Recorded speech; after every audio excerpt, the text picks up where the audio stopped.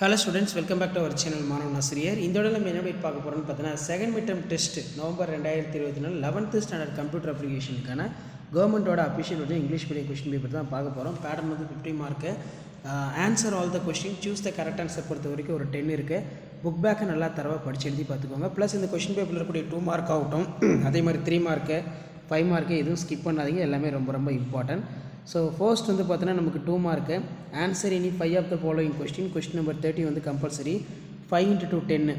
இதில் வந்து பார்த்தீங்கன்னா what are the type of list HTML, what is inline sound of movie, next வந்து what are the comments of JavaScript, conditional operator, give the suitable example. Next answer any 5 of the following question number 21 compulsory. 5 into 3 15.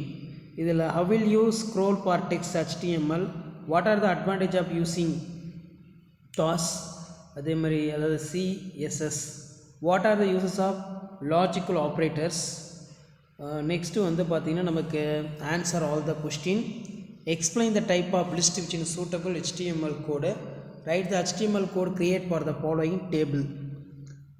Next வந்து பார்த்திங்கன்னா நமக்கு list the explain for the font text in elements of properties value CSS, explain about for the dialog box JavaScript, explain about the arithmetic operator within suitable explanation. So இதான் வந்து பார்த்தீங்கன்னா 11th standard common second mid term test computer அப்ளிகேஷனுக்கான கவர்மெண்ட்டோட official original question paper.